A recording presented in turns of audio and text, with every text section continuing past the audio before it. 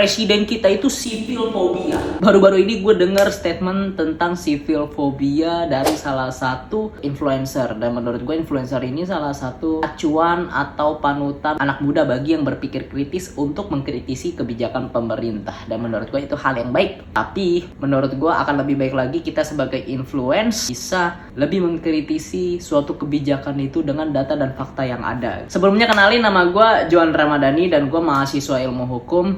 Nah, sebagai anak hukum menurut gue itu penting bagi kita kalau kita ingin mengkritisi pemerintah itu sesuai dengan data dan fakta yang ada gitu.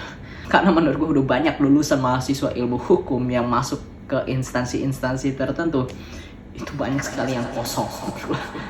Ya, entah modal orang dalam, entah modal apalah, privilege dari orang tuanya, dan ya ujung-ujungnya mereka korupsi juga ya.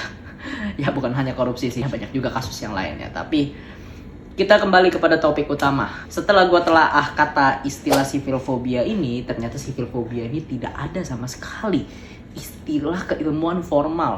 Bahkan gue mencari di Safari atau di Google, civil phobia ini baru-baru ini hanya dipopulerkan oleh media-media Indonesia. Bahkan ini baru dipopulerkan dari tanggal 9 April, 6 April, 8 April, bahkan ada yang 6 jam yang lalu. Jadi istilah civil phobia ini hanya sekedar logika dari influencer atau memang istilah yang sudah ada di zaman dulu gitu. Kalau misalnya kita ingin mengkritisi pemerintah hanya berdasarkan asumsi dan istilah itu hanya kita buat-buat, menurut gua itu nggak ada bedanya dengan yang namanya buzzer gitu. Walaupun sebenarnya kita tidak dibayar, tapi apabila kita ingin mengkritisi pemerintah, kita kritisilah kebijakannya sesuai dengan data dan fakta yang ada. Contohnya seperti RUU TNI yang kemarin. Karena gue salah satu orang yang kurang setuju dengan RUU TNI kemarin. Tapi gue juga harus cari tahu kenapa gue tidak setujunya gitu kan. Sempat ada rumor-rumor bahwa akan ada dui fungsi, akan kembali lagi ke zaman Orde Baru. Which is itu salah satu statement atau ungkapan yang dilebih-lebihkan gitu kan.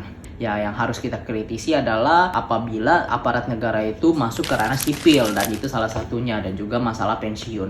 Ya, jadi kita harus berdasarkan data dan fakta apabila kita ingin mengkritisi suatu program pemerintah. Begitu juga dengan samanya yang baru-baru ini viral seperti RUU KUHP.